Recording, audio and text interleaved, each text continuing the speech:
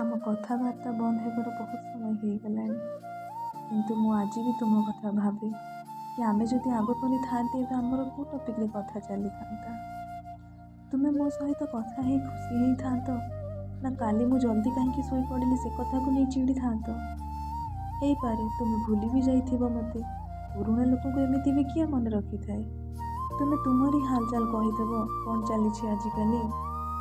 ମୁଁ କେମିତି ଅଛି ଛାଡ଼ ନା, କ'ଣ ଫରକ ପଡ଼େ।